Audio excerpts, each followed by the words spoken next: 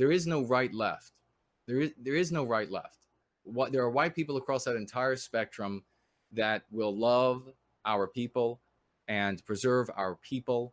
And so there's no, now of course, on the left-hand side, there are these prerequisites. So there's going to be far fewer of them. I don't deny that, who care about our people. But prerequisites to be anti-white in many ways. But there is no left-right. It is up-down. That's where the spectrum is now, ladies and gentlemen.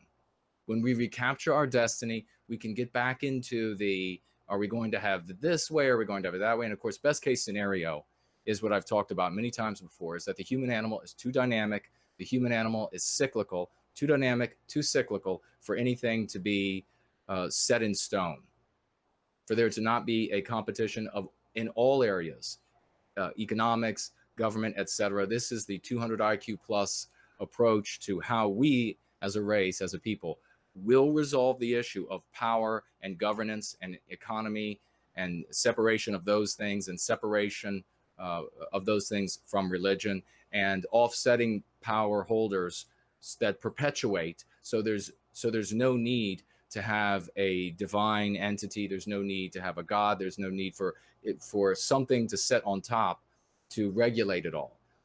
We can solve this as a people. I have no doubt. If we can walk on the moon, and we would have been walking on Mars by now, if we can do these things, we can solve it. It is a matter of us coming together for white well-being, and that being the prime moral motivator, so that when business owners, when we talk about places like South Africa, for example, where our people built civilization, and then you have this dichotomy of two types of people. And the same thing happened in America as well. The same thing has happened in many places, where you have white people who say, look at these poor folks, let's bring them in and help them out.